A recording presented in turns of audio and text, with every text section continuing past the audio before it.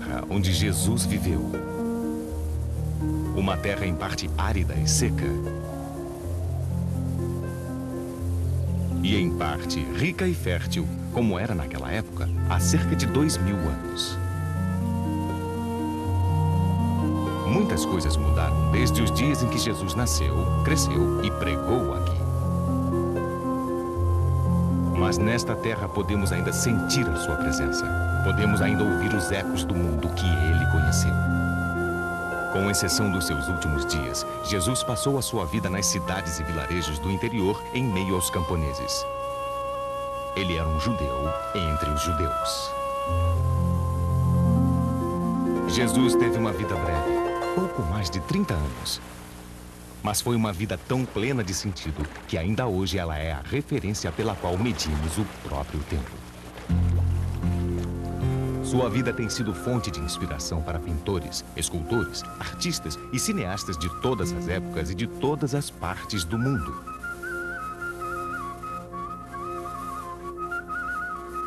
As diversas características por eles atribuídas a Jesus são fictícias, filtradas pelos prismas de sua própria época e de sua própria cultura. Nenhum deles nunca soube como Jesus se parecia. Sua altura. O desenho de sua silhueta ao caminhar pelas estradas sujas e pelas ruas empoeiradas da Galileia e da Judéia. E assim podemos imaginar em nossa mente uma mão delicada elevando-se numa bênção, ou uma mão áspera e calejada. Um rosto gentil com um olhar suave, ou um rosto enérgico com um olhar ardente. Uma silhueta esguia e frágil, ou robusta e resistente.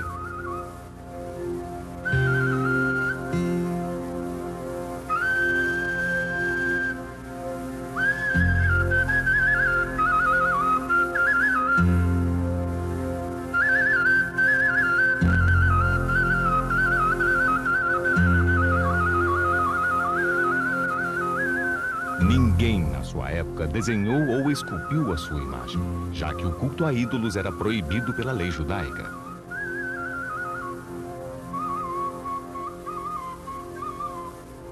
Nenhuma das pessoas que o conheceu jamais o descreveu. Na verdade, nenhuma única palavra foi escrita sobre Jesus durante o tempo em que ele viveu.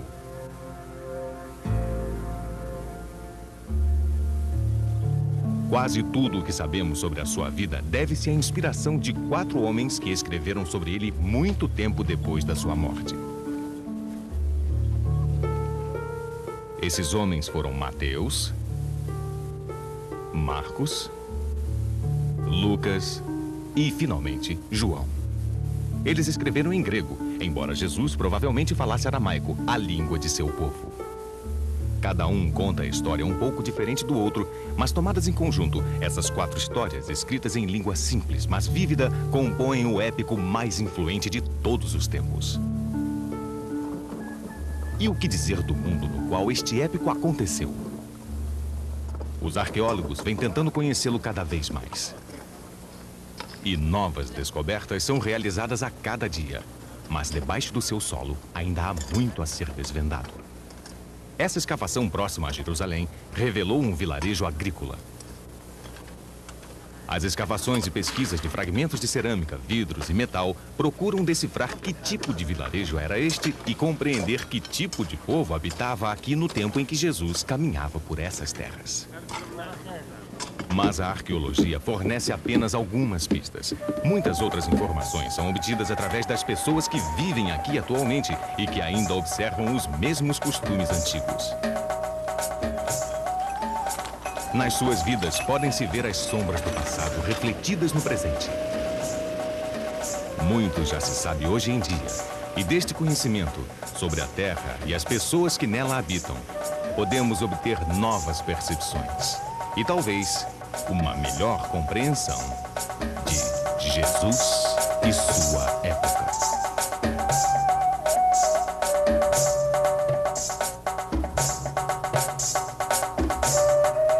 A história começa.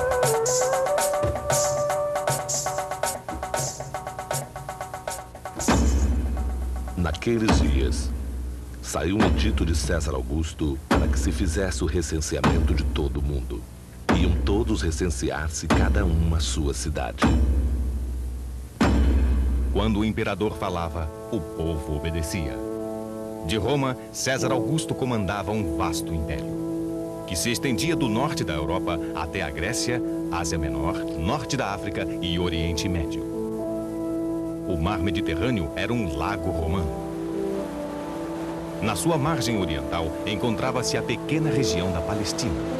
Ela foi assim denominada pelos antigos gregos devido aos filisteus que viviam ao longo da costa. Embora fosse uma região pequena, a Palestina era um corredor estratégico, localizado entre as principais potências políticas. Todos os povos que construíram impérios conquistaram e dominaram esta terra. Assírios, babilônios, persas, Alexandre o Grande, os ptolomaicos do Egito, os seleucidas da Síria. Por mais de 1000 anos, a terra prometida por Deus ao povo de Israel foi um campo de batalha. Agora estava sob o domínio do Império Romano. O poderoso império construído por César Augusto era financiado pelo sistema de impostos mais sofisticado que o mundo jamais vira. E para executar este sistema, o imperador realizava periodicamente um recenseamento, ou um alistamento.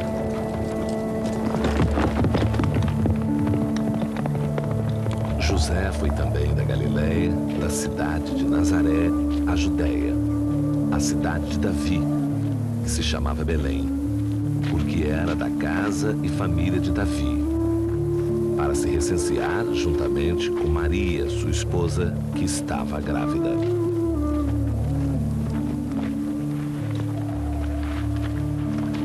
A viagem de 5 dias do vilarejo de Nazaré não deve ter sido confortável para Maria.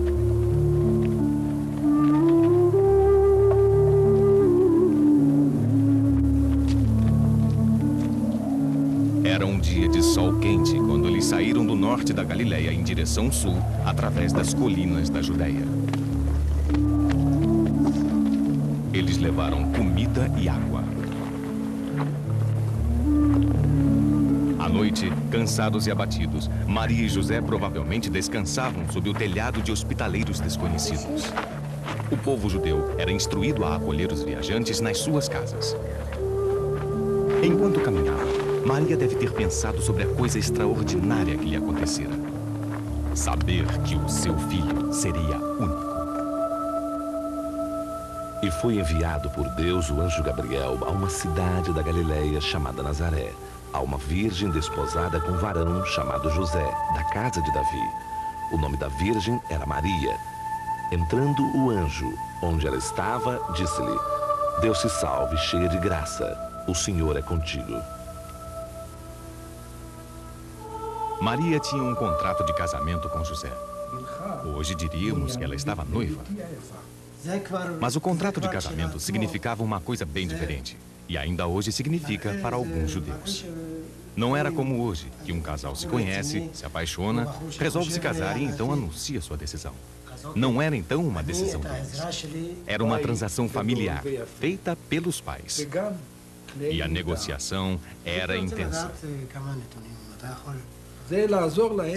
E, finalmente, os pais chegavam a um acordo quanto ao preço da noiva, que poderia ser pago em dinheiro, ou que, em épocas antigas, poderia ser pago em ovelhas e cabras, ou mesmo com algum tipo de trabalho. No livro do Gênesis, Jacó trabalhou por 7 anos para pagar o valor de Raquel. A noiva poderia ter cerca de 13 anos, o noivo 16 ou 17, e havia mesmo alguns casos nos quais os bebês ficavam comprometidos quando ainda estavam no berço. A menos que o casal fosse do mesmo vilarejo, ele poderia nunca ter se conhecido até o dia do seu contrato de casamento. O acordo era formalizado em um documento chamado Ketubah.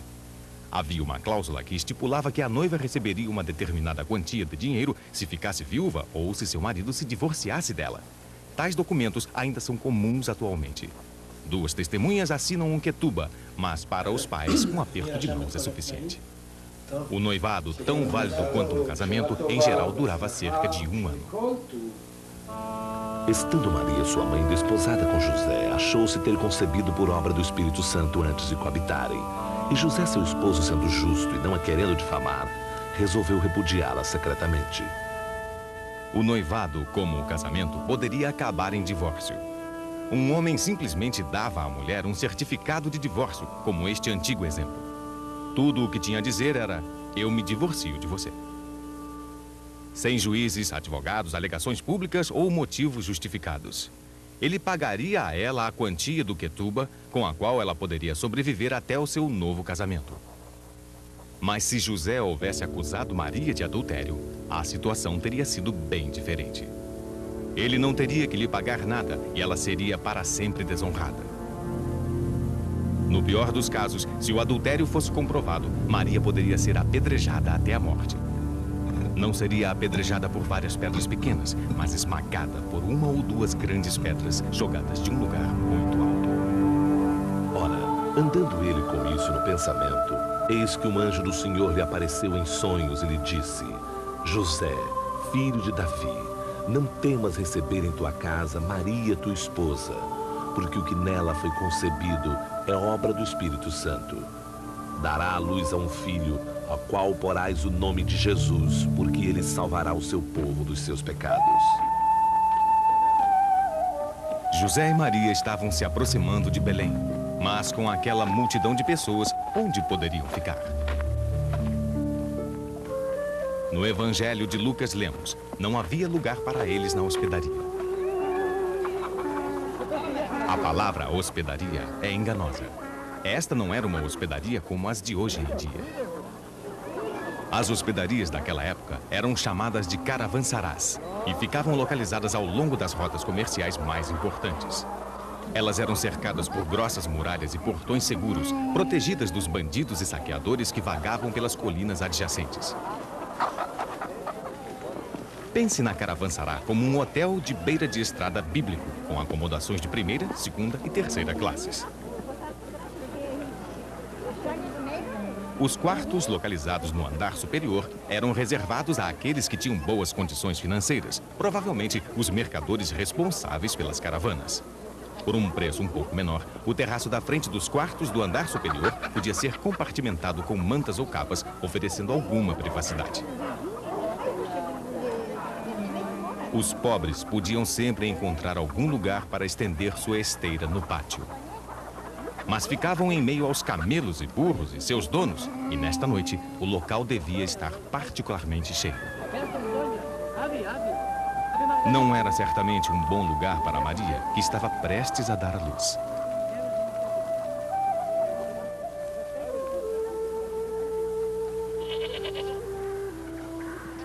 As colinas de calcário que cercavam Belém são crivadas de cavernas. Quando o tempo estava ruim, os pastores abrigavam, alimentavam e davam água aos seus animais nessas cavernas. Muitas delas tinham manjedouras, vasilhas de alimentação, talhadas na pedra.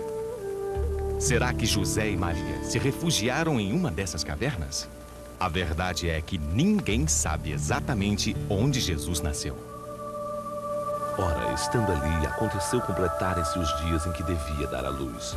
E deu à luz a seu filho primogênito, e o enfaixou e reclinou numa manjedoura.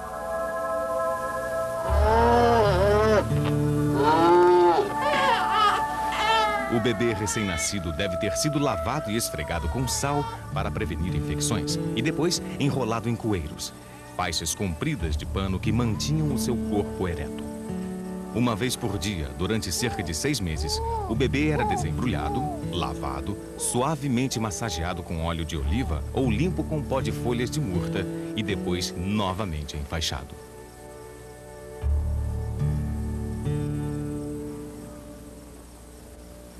Ora, naquela mesma região, havia uns pastores que velavam e faziam de noite a guarda ao seu rebanho. Estas palavras de São Lucas nos revelam que o nascimento de Jesus não se deu no inverno, quando é comemorado o Natal. No frio e na umidade de dezembro, o pico da estação chuvosa, os rebanhos não estariam nos campos, mas protegidos em algum abrigo. Ainda hoje, os pastores guardam os seus animais como o faziam há milhares de anos. Quase nada mudou. É uma vida dura e solitária. Durante 9 ou 10 meses, o pastor mora ao ar livre com o seu rebanho. Usando uma linguagem com sons e palavras especiais, o pastor conduz o seu rebanho à procura de comida e água. Os animais são o seu sustento e ele os protege usando toda a sua habilidade. Ele resgata os animais que caem de uma rocha fendida. Ele carrega os animais enfraquecidos no seu ombro. E, se necessário, enfrenta todos os outros pastores para garantir a sua riqueza mais preciosa, a água.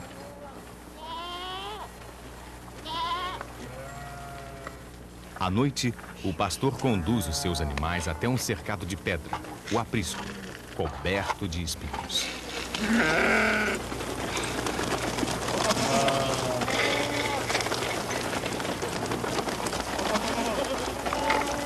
O pastor dorme atravessado na entrada, um portão humano, com as suas armas à mão.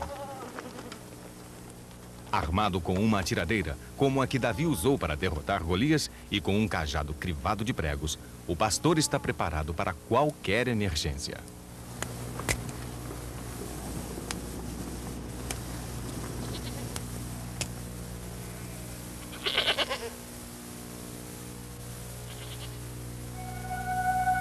E eis que apareceu junto deles um anjo do Senhor, e a glória do Senhor os envolveu com sua luz, e tiveram grande temor. Porém o anjo disse-lhes: Não temais, porque eis que vos anuncio uma boa nova, que será de grande alegria para todo o povo. E eis que vos servirá de sinal: encontrareis o menino envolto em panos e deitado numa manjedoura. E foram a toda pressa, e encontraram Maria e José e o menino deitado na manjedoura.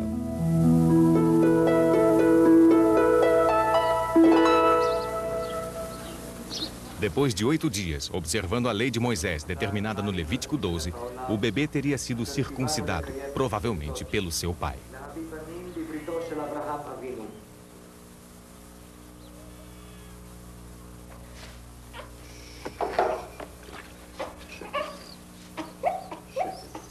José teria recitado uma bênção que evocaria o antigo acordo de Deus com Abraão.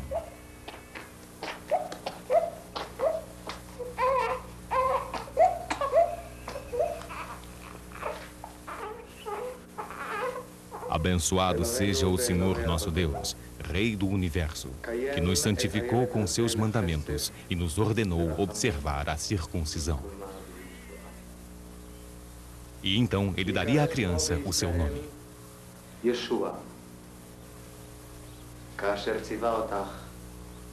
Pela mesma lei, somente 40 dias depois do nascimento, Maria poderia participar de qualquer rito religioso.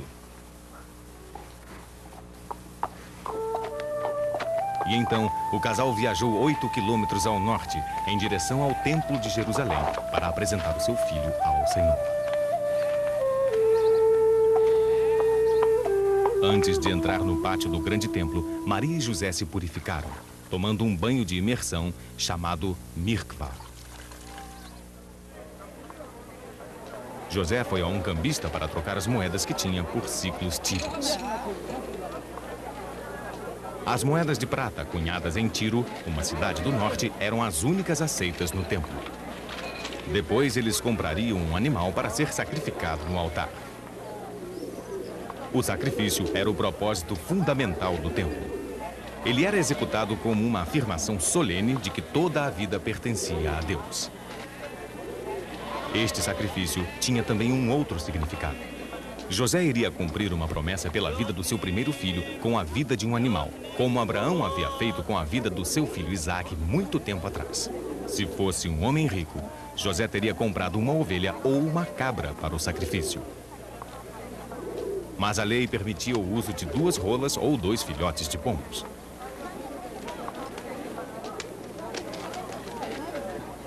Qualquer que fosse o animal, ele era dado a Deus como um agradecimento pelo nascimento da criança.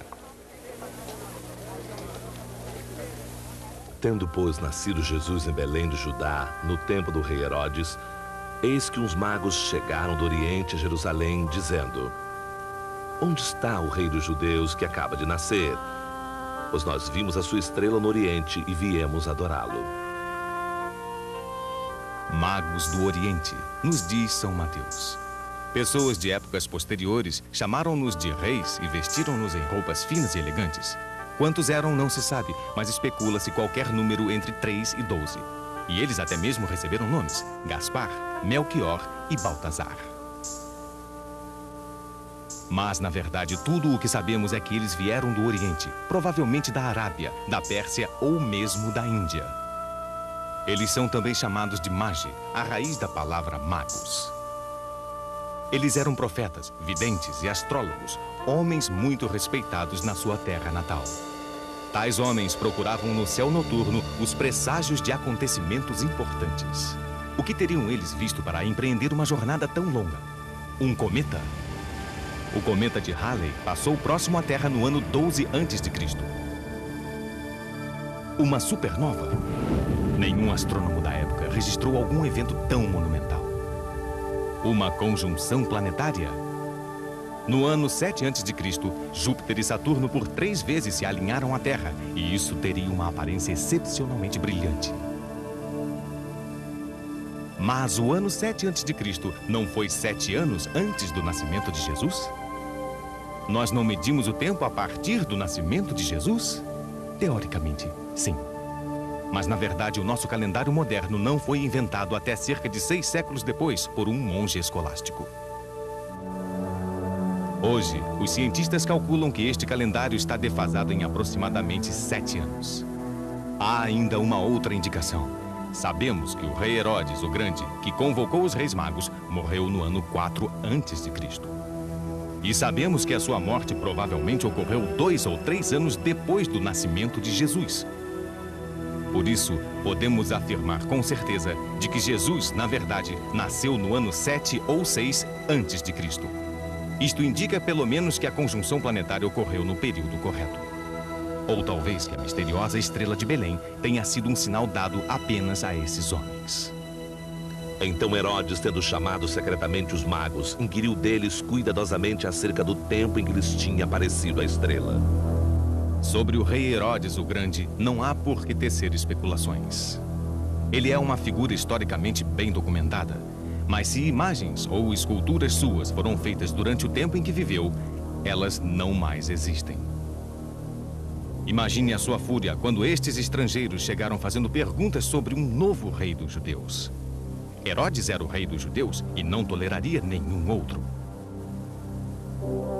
Herodes o Grande tinha conquistado o seu trono a duras penas. O seu pai tinha sido governador de Idumeia ao sul e era um grande aliado de Júlio César. Quando ainda jovem, Herodes tinha ocupado diversos cargos sob a administração do Império Romano. A segunda das suas 10 esposas era uma princesa da família real judia dirigente. Ele era um mestre da luta política. Antes de completar 35 anos, Herodes fora nomeado o rei dos judeus pelo Senado romano, graças ao apadrinhamento das 3 pessoas mais poderosas do mundo.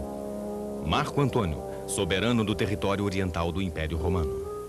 Sua amante, Cleópatra, rainha do Egito. E Otaviano, filho adotivo de Júlio César, então soberano do território ocidental do Império Romano. Mas Herodes era rei apenas no título.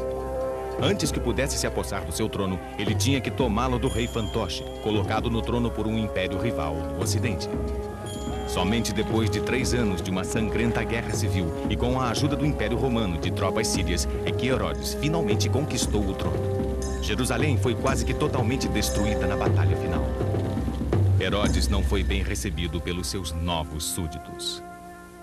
Como foi indicado no livro Deuteronômio, nunca deixem que um estrangeiro os domine. E muitos consideravam Herodes um estrangeiro, um idumeu, descendente de antigos inimigos dos cidadãos da Judéia. Os idumeus tinham sido convertidos à força ao judaísmo no século anterior, mas muitos judeus ainda não confiavam neles. Herodes começou o seu reinado ordenando a execução de centenas de pessoas influentes, inclusive da maioria dos membros do conselho dirigente, chamado Sinédrio. Ele confiscou as suas vastas propriedades e todos os seus bens.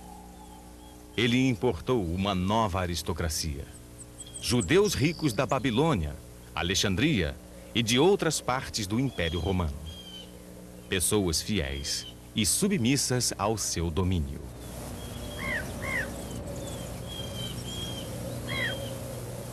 Acima de tudo, Herodes precisava de um aliado que ocupasse a poderosa posição de alto sacerdote do templo, o líder religioso supremo em uma terra em que, para a maioria das pessoas, a lei religiosa era a única respeitada. Os reis da dinastia judaica, que haviam assumido antes dele, haviam se apoderado deste cargo, mas Herodes sabia que nunca poderia fazer o mesmo. O alto sacerdote era um príncipe da mesma dinastia, irmão da segunda esposa de Herodes. Herodes mandou matá-lo. Ele então nomeou um novo sacerdote da Babilônia, um homem sem conexões com a antiga aristocracia de Jerusalém. O poder de Herodes dependia de uma polícia secreta e de uma rede de espiões. Era protegido por uma temida equipe de guarda-costas e dispunha de um exército de mercenários estrangeiros sempre de prontidão. Com o seu poder consolidado, Herodes pôs-se a reconstruir Jerusalém, arruinada pela sua própria guerra. Era o início de um dos mais ambiciosos programas de construção jamais visto pelo mundo. Milhares de artesãos e operários trabalharam durante décadas. Seus salários proviam de impostos caros.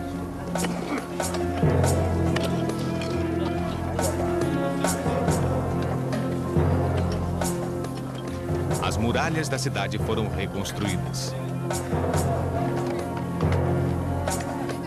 Uma nova fortaleza se agigantou sobre o antigo templo, eclipsando-o com a majestade romana. Ele a batizou de A Antônia, em homenagem a Marco Antônio.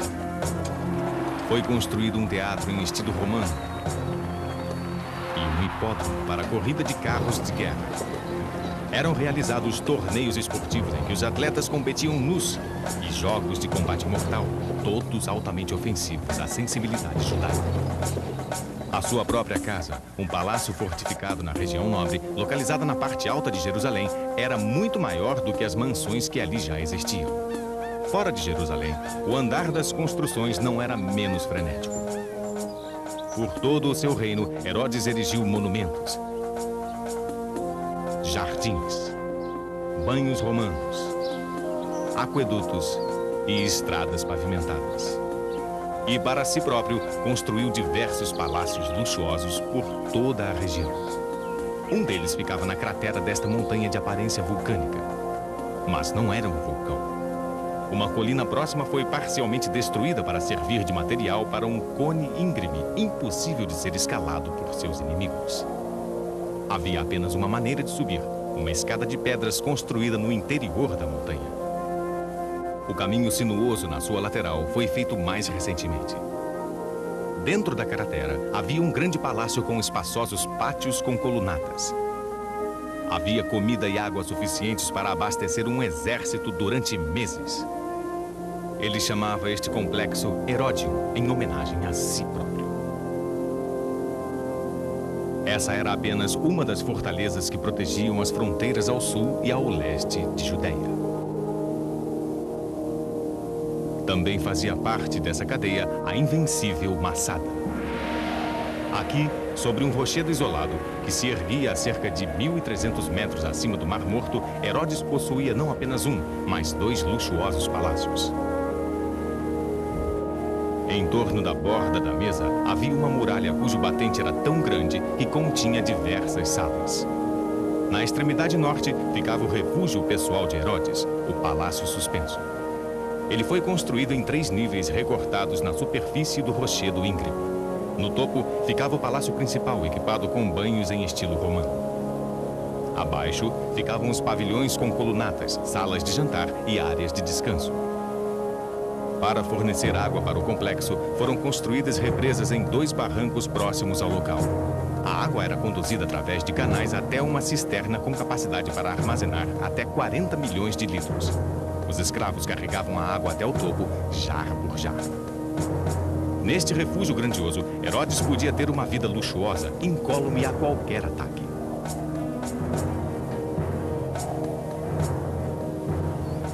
Herodes reconstruiu cidades antigas e criou cidades novas. Ele transformou um vilarejo do Mediterrâneo chamado Torre de Estrato no único porto marítimo do seu reino.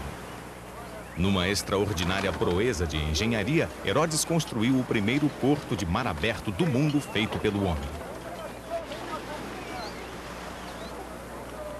Ele nomeou a cidade de Cesareia em homenagem a seu antigo benfeitor, Otaviano, agora o novo imperador César Augusto. Isso é tudo o que resta atualmente do porto marítimo artificial de Herodes. Aqui e em outras cidades ao longo da planície litorânea viveram gregos, romanos, sírios e outros povos separados da população judia. Esses cidadãos não judeus, que faziam parte do reino de Herodes, tinham os seus próprios altares e templos para adorar os seus deuses. Um grave conflito surgiu entre essa grande população pagã e os judeus do reino de Herodes, cujo primeiro mandamento era: não terás outros deuses diante da minha face.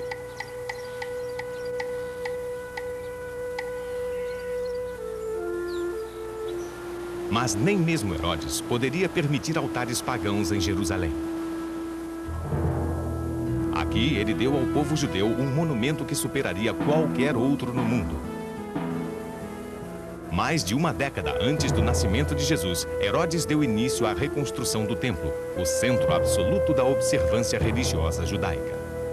Ele queria sobrepujar o legendário Templo de Salomão, destruído cerca de 5 séculos antes e posteriormente substituído por uma estrutura modesta. O monte do templo era muito pequeno para os planos grandiosos de Herodes, que então resolveu aumentá-lo, construindo maciços muros de sustentação nos vales fronteiriços. Essas pedras são tudo o que restou da muralha que apoiava o lado ocidental do imenso pátio exterior do templo. Cada uma das pedras pesa diversas toneladas. Elas eram extraídas de pedreiras em pilares arredondados e depois empurradas até o monte do templo, antes de serem cortadas em forma quadrada e suspensas até o seu lugar. Até os dias de hoje, o local permanece sagrado para os judeus. Ainda assim, Herodes sabia que era odiado por muitos. Uma faca assassina era um perigo sempre presente. Mesmo alguns dos filhos de Herodes conspiraram a sua morte. Por isso, ele mandou executar diversos deles. Enquanto envelhecia, Herodes via inimigos por toda a parte. Uma mudança em Roma poderia significar o seu fim, combatendo uma invasão como a que ele mesmo um dia havia liderado.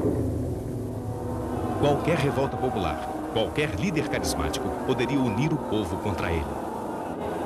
O seu poder era tudo o que tinha. O Herodes que os reis magos conheceram era um tirano envelhecido, com a mente e o corpo doentes e enraivecido com o que diziam sobre um novo rei dos judeus. E enviando-os a Belém, disse: Ide e informai-vos bem acerca do menino, e quando o encontrardes, comunicai-mo, a fim de que eu também o vá adorar. E eles, tendo ouvido as palavras do rei, partiram. E eis que a estrela que tinham visto no oriente ia adiante deles, até que, chegando sobre o lugar onde estava o menino, parou.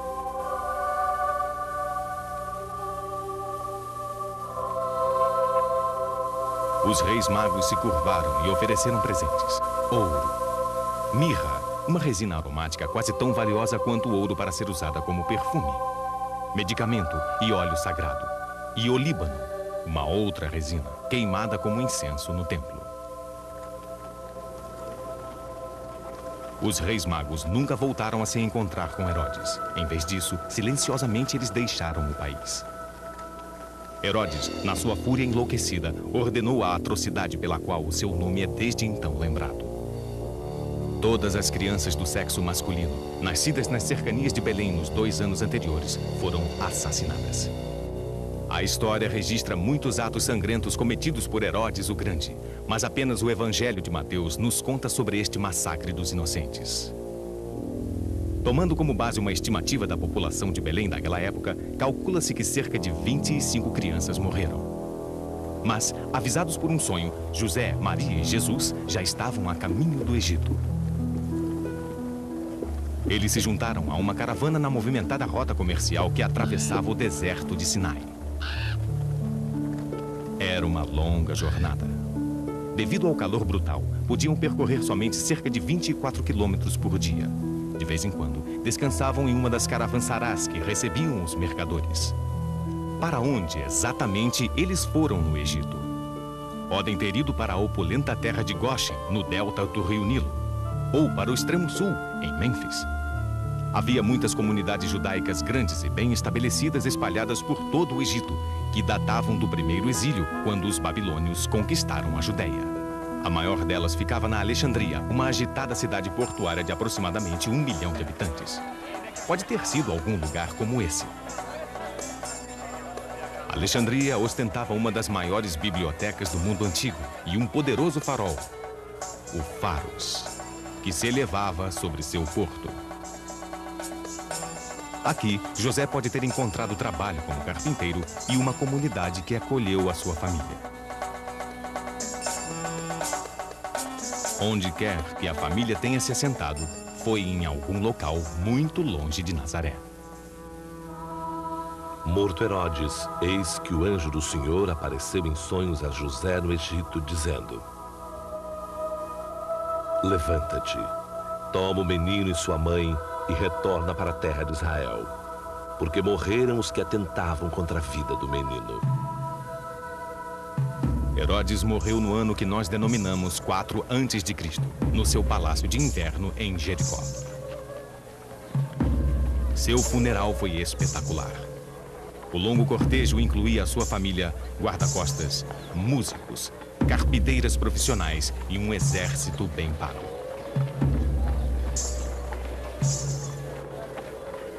A procissão caminhou cerca de 30 quilômetros pelas colinas de Judéia, de Jericó até Heródion, a grande fortaleza de Herodes. Ali ele foi cremado, mas o seu túmulo nunca foi encontrado. César Augusto dividiu o reino entre os 3 filhos de Herodes que ainda viviam, mas não permitiu que nenhum deles se autodenominasse príncipe. Roma não queria mais reis dos judeus. Herodes Antipas foi feito tetrarca ou soberano da Galileia e Pérea. Filipe de Betânia e Traconítides. Arquelau recebeu as ricas, mas problemáticas terras de Samaria, Judeia e Idumeia. Arquelau era tão bruto quanto seu pai, mas não possuía a sua habilidade política. Em apenas um mês, uma insurreição iniciou-se em Jerusalém, culminando em distúrbios durante a semana da Páscoa. A revolta foi violentamente abatida pelas tropas sírias convocadas por Roma. Cerca de 3.000 pessoas morreram, 2.000 delas crucificadas. Não é surpreendente que José e Maria tenham contornado a Judéia quando se dirigiam para Nazaré da Galileia com o seu jovem filho. A região rural da Galileia era rica e bonita, tanto hoje como naquela época. Mas a cidade de Nazaré não lembra em nada a cidade naqueles dias. Os seus primeiros residentes construíram as suas casas nas encostas das colinas, de onde se via o fértil vale de Jezreel, aproximadamente 2.000 anos antes do nascimento de Jesus. A vida nesse vilarejo não havia mudado muito naquele tempo. O jovem Jesus deve ter recebido uma calorosa acolhida nesta pequena cidade agrícola, sentindo-se finalmente em casa, em meio aos parentes e vizinhos. Aqui, nessa reconstrução de um vilarejo do 1º século na Israel moderna, podemos ver o tipo de vida que Jesus levava enquanto crescia. Pais, crianças, adultos, solteiros, filhos casados e suas esposas viviam todos sob o mesmo teto, uma casa simples, com 1 ou 2 quartos.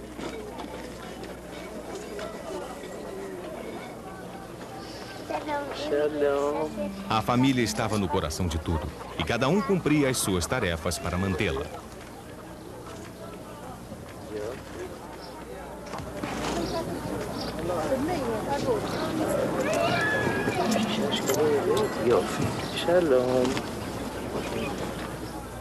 Crianças pequenas, meninos e meninas, ajudavam as suas mães no trabalho doméstico do amanhecer até a noitinha. שלום, קחי את השקדים, תעזרי לי לקלף אותם. טוב.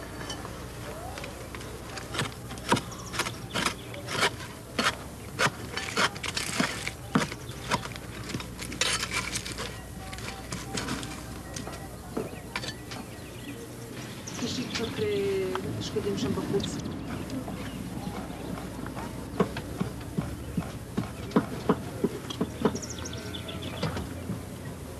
A cozinha constava de um forno de barro portátil, algumas peças de cerâmica e utensílios. As pessoas trabalhavam ao ar livre o máximo que podiam.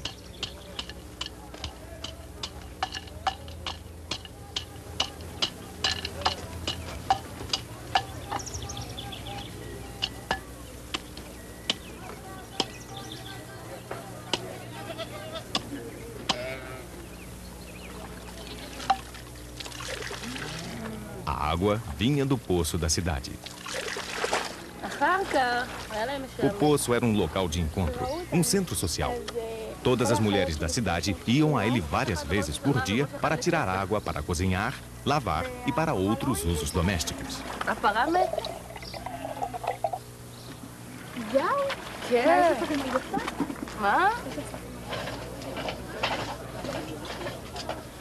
Assim que o menino crescia, ele começava a aprender o ofício do pai. Nazaré era conhecida como o vilarejo dos carpinteiros. José era um dos que trabalhava neste ofício altamente conceituado. A broca era um dos utensílios que os artesãos tinham que manejar.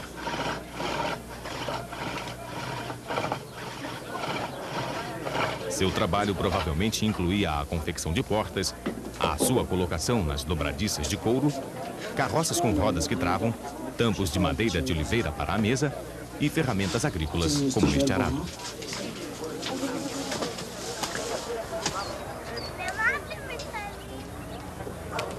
O carpinteiro levava o arado para o ferreiro da cidade, que o finalizava.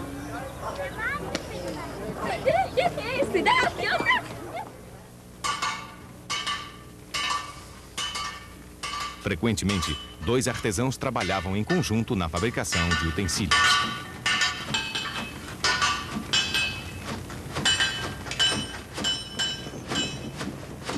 Enquanto o aprendiz mantinha o fogo aceso na fornalha, o ferreiro formatava a relha de arado.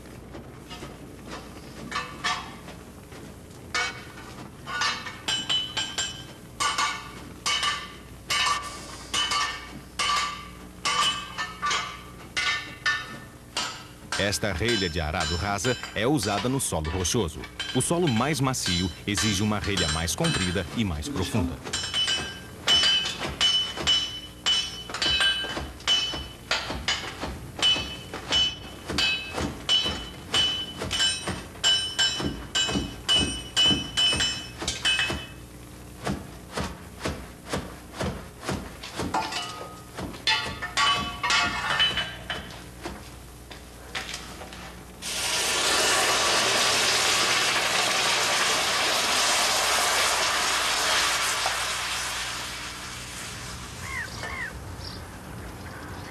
As mulheres plantavam as sementes com as mãos, preparavam a massa e a deixavam crescer para o pão de cada dia da família. Algumas refeições eram preparadas em pequenos fornos de barro, mas um vilarejo do tamanho de Nazaré provavelmente tinha um forno comunitário, para onde as mulheres levavam os pães a serem cozidos.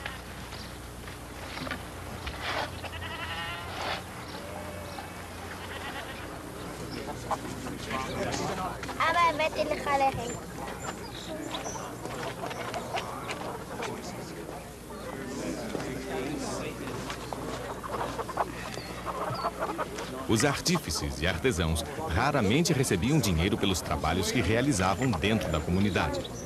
Um oleiro podia negociar as suas mercadorias por aves frescas, um carpinteiro por uma cesta trabalhada. O sistema de permutas era a base da economia do vilarejo. Era a função do escriba controlar as transações complicadas ou a longo prazo. Ele era um especialista na arte da escrita e da leitura. Ele escrevia cartas para as pessoas, firmava os contratos de casamento, notas de venda, tudo o que era necessário ser registrado. E foi com um destes homens que Jesus aprendeu a ler e a escrever. יש קצת כסף. כמה? אני צריך 4 שקלים. עכשיו? כן, בסדר. בוודאי. בסדר.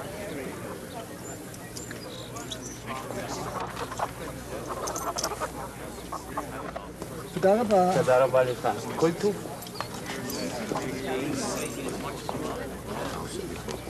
אברהם. Faziam-se cestas de todos os tamanhos e formas.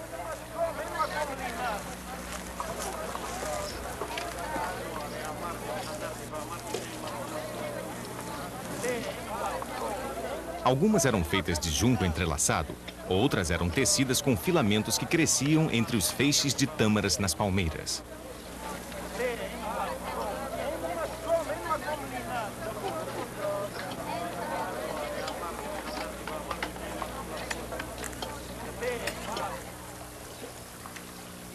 A Galileia era uma região rica em campos de linho e era famosa pelos finos panos de linho que eram produzidos nas suas cidades e vilarejos. Fibras curtas eram torcidas em corda e transformadas em fios e linha rústica, e fibras longas em linhas mais refinadas. As melhores linhas eram usadas na confecção de túnicas de linho brancas para os sacerdotes do templo.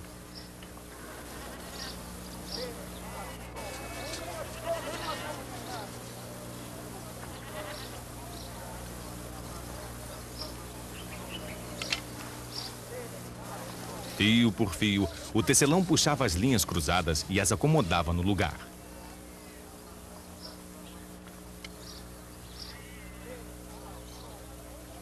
As linhas, no sentido vertical, eram mantidas esticadas por pesos de barro.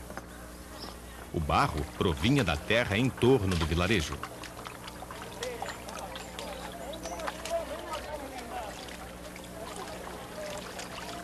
O material bruto tinha que ser limpo e filtrado através de 3 cubas de água.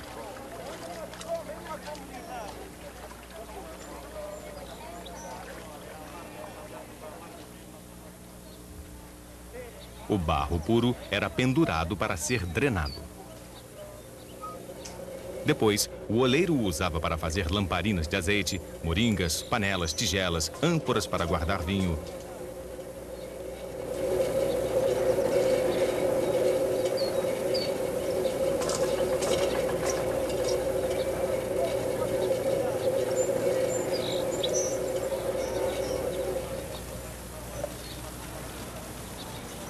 E, finalmente, ele era colocado no forno.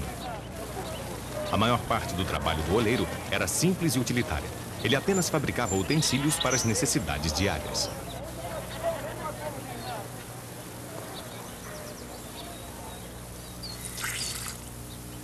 Parte do trabalho das donas de casa era tirar o leite da cabra da família. O leite era usado para fazer queijo e coalhada.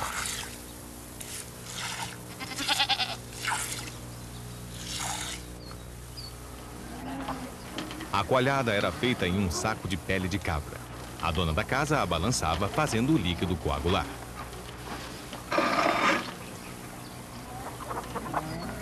Para fazer queijo sólido, ela derramava o leite grosso da cabra em um pano de linho. Em seguida, juntava as pontas do pano e as amarrava.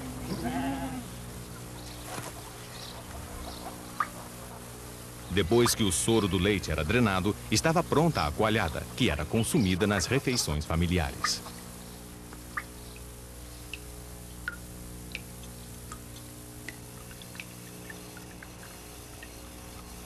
Ao final do longo dia, a mãe enchia as lamparinas com óleo de oliveira puro e as colocava nos seus nichos. Elas eram a única fonte de luz do vilarejo e a fumaça que exalavam se espalhava pelas casas.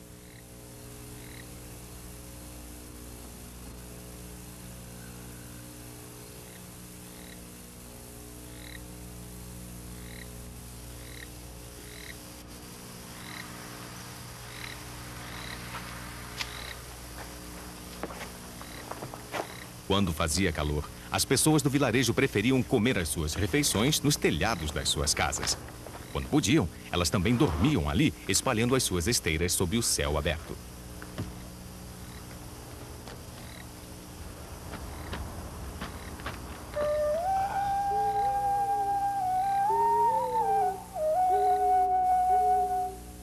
Desde a sua mais tenra infância, Jesus havia aprendido a Torá, os 5 livros de Moisés, o Gênesis, Êxodo, Levítico, os Números e o Deuteronômio.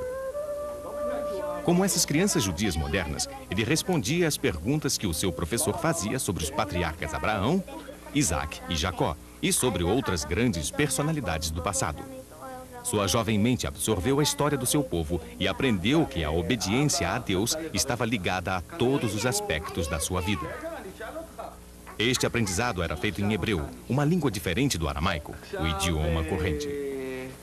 רבקה שמעה שנים, זאת אומרת ביחד כמה זה יוצא? 14 שנה. אבל מי שפעל ברשות À medida em que crescia, Jesus estudou as palavras dos profetas, os salmos e os livros de sabedoria e aprendeu os fundamentos básicos de interpretação dessas escrituras.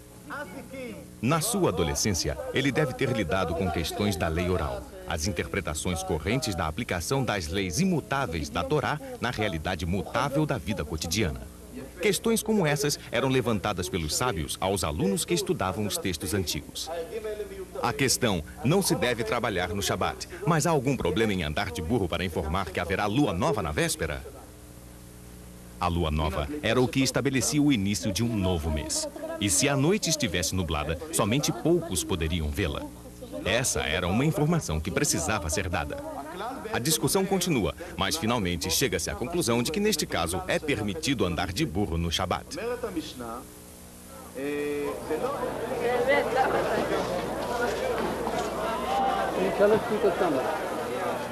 A observância prazerosa do Shabat era tão importante para Jesus como o é para os judeus atualmente.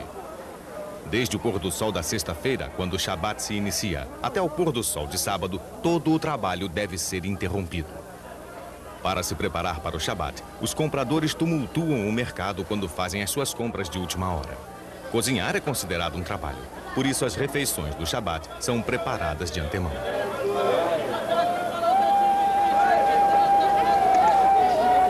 Enquanto a luz da tarde se esvanece, os vendedores se apressam para fechar suas lojas. Pouco a pouco, o mercado vai ficando estranhamente silencioso.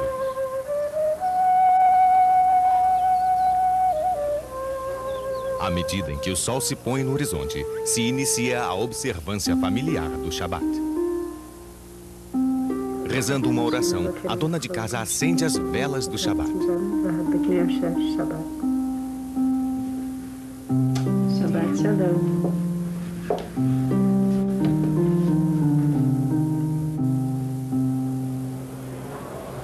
Como as pessoas desta comunidade, Jesus e seus vizinhos devem ter se reunido na sinagoga para a leitura das Escrituras, que provavelmente era feita pelos mais velhos ou escribas.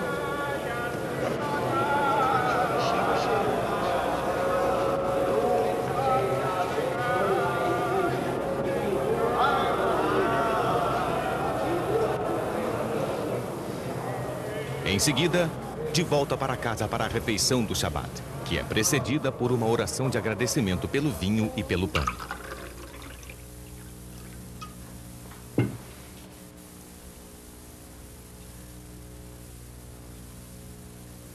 Nesta oração, o Shabat Kiddush, o chefe da casa relembra o trabalho da criação divina, quando o céu e a terra e tudo o que os rodeia foram criados, e que Deus descansou no 7º dia. Em seguida, ele agradece a Deus pela bênção de ter dado ao seu povo o Shabat como uma herança.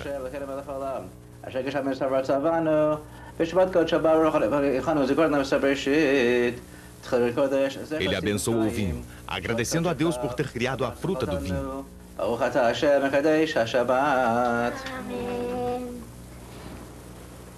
E então ele abençoa o pão, agradecendo a Deus pela generosidade da terra.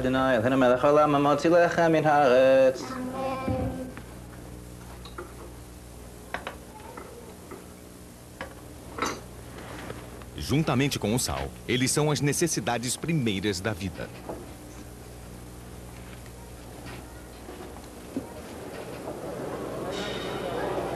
O dia do Shabat é dedicado à oração, a leituras da Torá, dos profetas e dos salmos.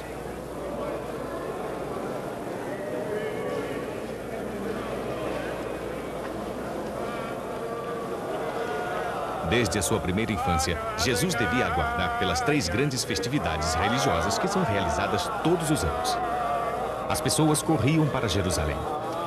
Hoje, os judeus rezam na parte ocidental do mundo, mas no tempo de Jesus, elas iam lá para oferecer sacrifícios no templo. Jesus devia aguardar ansiosamente por essas festividades de peregrinos, o Festival de Semanas no início do verão, esta, a Festa dos Tabernáculos no outono, e na primavera, a grande festa da Páscoa. Seus pais iam todos os anos a Jerusalém na festa da Páscoa. Tendo ele atingido 12 anos, subiram a Jerusalém segundo o costume da festa. Aos 13 anos, um menino judeu, de acordo com a tradição, se torna um homem. E então o jovem Jesus já podia acompanhar a peregrinação da primavera até a cidade sagrada. A Páscoa congregava milhares de judeus de todo o mundo em Jerusalém. O momento mais importante da celebração era uma festa, o Seder, que comemorava a libertação por Deus das crianças de Israel do cativeiro no Egito. Milhares de cordeiros eram sacrificados no templo como oferendas a Deus. A carne assada do cordeiro era então consumida na festa, juntamente com o pão sem fermento, como os israelitas fugitivos haviam preparado. Ervas amargas eram comidas em memória ao sofrimento daqueles que foram escravizados pelo faraó. Por que esta noite é tão diferente das outras noites? Perguntou o jovem homem. E assim que um homem mais velho começasse a responder-lhe, com as mesmas palavras que ele mesmo ouvira quando criança, a narrativa do Êxodo começava a ser recontada, como havia ocorrido em cada Páscoa durante séculos e como ocorre ainda hoje. E o jovem homem novamente foi lembrado da profundidade das suas próprias raízes espirituais que repousam no passado do seu povo.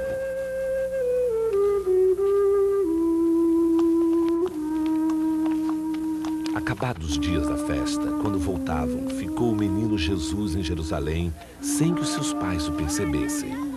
Pensando que ele estivesse com os da comitiva, andaram o caminho de um dia e o buscaram entre os parentes e conhecidos. Mas não o encontrando, voltaram a Jerusalém à procura dele.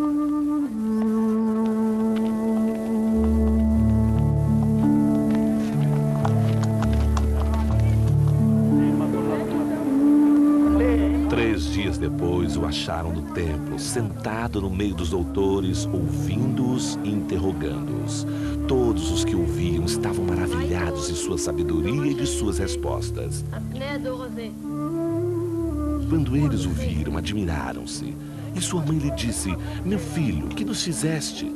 Eis que teu pai e eu andávamos à tua procura, cheios de aflição. Respondeu-lhes ele: por que me procuráveis? Não sabias que devo ocupar-me das coisas do meu pai? Eles, porém, não compreenderam o que lhes disse. Desceu com eles a Nazaré, lhes era submisso. Sua mãe guardava todas essas coisas no seu coração. E Jesus crescia em estatura, em sabedoria e em graça, diante de Deus e dos homens.